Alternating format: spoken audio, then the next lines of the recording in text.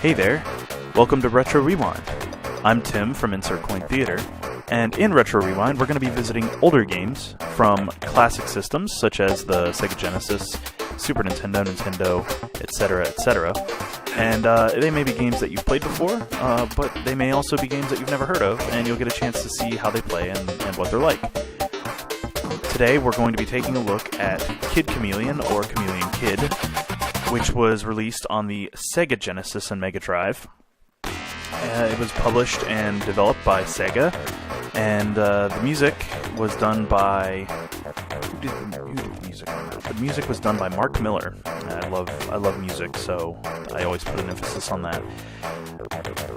The game was released as part of the Sega Genesis collection for the PS2 and PSP. It was also released for the Virtual Console, as well as alongside Shining Force and Comix Zone and some other games in the Sega Smash Pack 2, and it was also in Sonic's Ultimate Genesis collection for Xbox 360 and PS3. So we're going to go ahead and take a look at Chameleon Kid, Kid Chameleon, and we are going to explore it a bit. So, Chameleon Kid is a platformer, and it's a little reminiscent of a mix, I would say, between Mario and Sonic, as it's not very fast-paced, but it definitely has a little bit of that Sega flair. It's an interesting game because it's from '92. It's got a lot of that, like, super rad styling in it, and what we're doing is we're collecting power-ups. You can get more time, you can pick up gems, you wear these really rad shades, you can pick up a power-up that you gotta kind of run to get extra height, which is a little strange.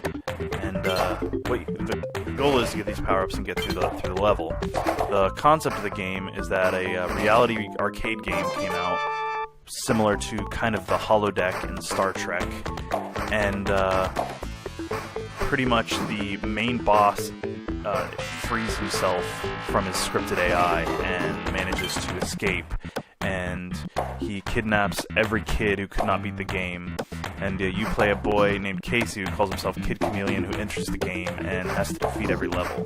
And it's kind of the whole gist of the game. It's pretty simple, but there you have it. Oh boy, almost got breathed fire on. And you can see it's actually a pretty decent looking game. Visually it's not too bad for a game that came out in '92. I really like it. I played it a little bit beforehand to get a feel for the controls and how the levels are laid out, so I don't look like a complete noob when I play this, even though I am terrible at games, so I'm warning you of that ahead of time, just so you know. And we're going to go ahead and bounce on this and get over there.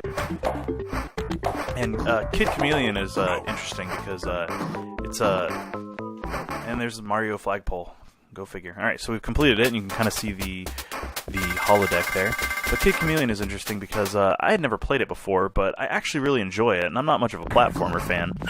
But this level right here infuriated me beyond all belief. But luckily in the armor, you get a ton of hits that you can take. You can also pick up samurai armor in this level, but I haven't gotten past this level yet to really investigate too much. But, jeez, these monkey tank things always tear me up. However, this game has got some pretty unique facets. Like they make it gets pretty challenging sometimes. At least I think it does. It's funny because one of the reviewers of this game originally was a magazine called Megatech, and they said the game was too easy, I guess. Oh boy, just jumped that, and I'm gonna teleport. Teleport me. There we go. And it'll teleport me back beyond those obnoxious squares over there. And voila, here we are actually playing the level instead of being stuck in a well. And, oh, I just lost my armor. That happens because terrible games. Oh boy, that hurt. I only get... Oh boy, I'm dead. Now I gotta start over. And that's one of the things that's most infuriating about this is you have to start over every time you mess up. And I mean, that's, the old Nintendo hard mentality. No checkpoints or whatever. So, That's pretty much how it comes down. There's my samurai sword on that guy. The sprites are really cool. This samurai reminds me a bit of like Boba Fett, I guess, like with the T-visor and everything. It's kind of cool. Kind of like a cross between Darth Vader and Boba Fett. And I mean, red's my favorite color, so naturally I like the red armor the best. But in Kid Chameleon, you're trying to got it. Trying to get past this, I guess, main boss, which we won't be going that far. So, most levels contain a flag, which is the primary goal. You want to get to that flag that we saw at the last level. Oh boy, that's a drill. I forgot there's drills. Crush that monkey tank. Oh boy. And, come on. Bounce on that. Give me some armor. No, you can't quite make that. Oh boy, that's a bullet. Oh boy. I really don't like these tank things. Crazy. And here we go. It's the end of the level. Voila. That's the furthest I've been. We are entering uncharted territory now. I've still got all 3 of my continues, which is impressive to me. So we're going to Highwater Pass. And now we're picking up blue gems, which I assume are worth the same amount. So there's absolutely no reason for them to change color. But, oh wow, that's cool. Is there anything special this guy can do? Doesn't look like it.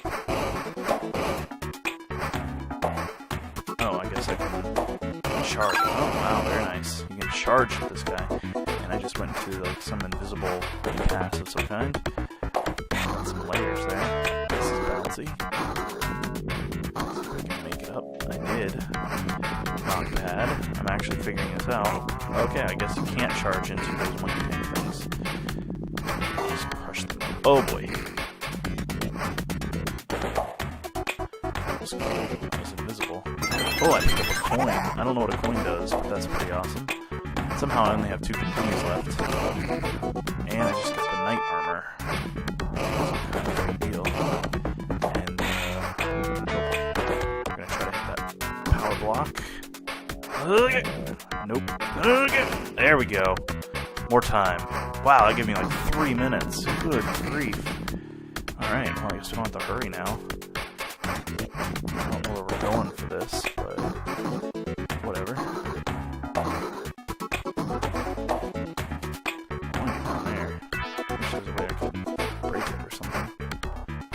Fumble around here a bit, so I apologize if it's a little annoying, but I'm going to do my best. And big jump. Oh, there we go. And with any luck, I'll find my exit. Wait. I'm really bad at games. Alright, let's see here. I'll just get up there without these crazy bouncy blocks. There's like an exit on this one.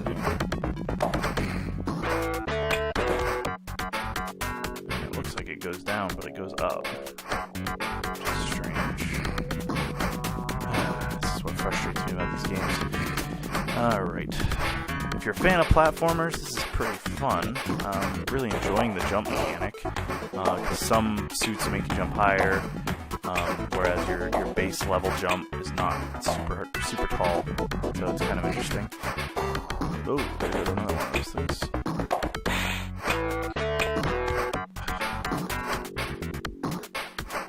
There we go. Another gem. Not exactly sure where I'm supposed to go at this point.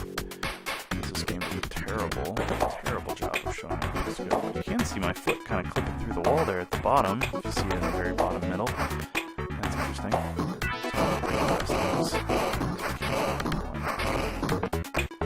More time! Yeah!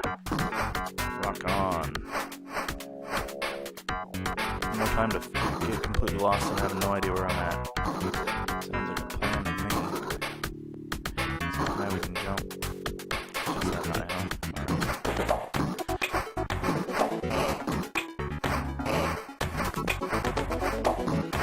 This is definitely no Sonic or Mario. longer, but it's still pretty fun. Let me just figure out where I'm supposed to go. Look, I'm crawling. I'm a rug. Hey, there's a thing down there. I wonder if I can go down the waterfall, maybe? I don't know. Wish I could go down that waterfall. That would be nice. It's a really poor job of giving you an indicator of where to go. Yeah, I know. Part of the fun is figuring out where to go, but it's also part of the frustration. People wonder why we have modern-day mechanics. But here you have it.